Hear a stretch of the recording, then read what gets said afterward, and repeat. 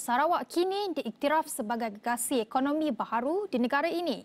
Perdana Menteri Datuk Seri Anwar Ibrahim berkata kejayaan ini didorong oleh beberapa faktor, antaranya kestabilan politik dan dasar yang jelas.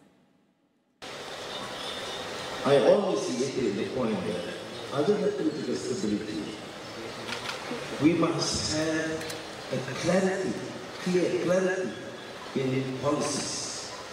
Precisely because of the clarity and the ease of doing business, the commitment and seriousness of leaders, Premier and deputies, showing their commitment, the example of seriousness, understanding of the priorities for the country and the state in particular in Sarawak. We have seen a remarkable achievement. There's of great significance, not only for Sarawak, but for the whole country.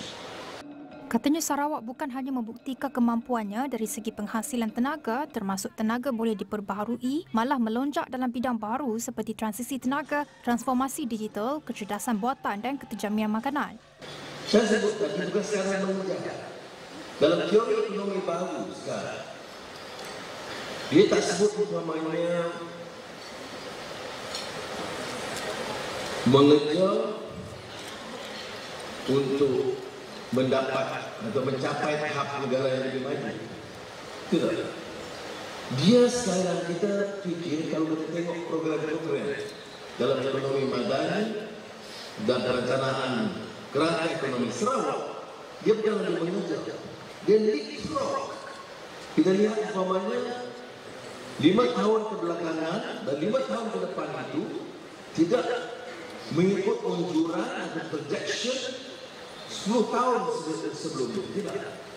Jadi kalau untuk mengangkat martabat dan kejayaan ekonomi Sarawak, dia tidak boleh hanya mengejar kejayaan negeri-negeri lain, seperti Filipina atau Selangor di Johor, atau mengejar kejayaan negeri di rantau, tapi dia harus ada pemikiran, rancangan, program pelaksanaan untuk leapfrog, untuk melonjak ke satu tahap mengatasi jangkaan awal. Nah ini teori ekonomi bagi negara berkembang yang mahu mencatat kejayaan. Mengenai pendekatan Sarawak mendahului pembayaran projek sekolah dan klinik Daif, beliau berkata ia penting untuk mengelakkan projek tertangguh dan kos menjadi mahal. Beliau yang juga Menteri Kewangan berkata Kerajaan Persekutuan akan mula membayar balik kepada Kerajaan Sarawak pada Isnin dengan bayaran permulaan adalah RM100 juta. Anwar berkata demikian ketika berucap merasmikan Majlis Makan Malam sambutan gawai Dayak peringkat Sarawak di Pusat Konvensyen Borneo di Kuching pada Sabtu.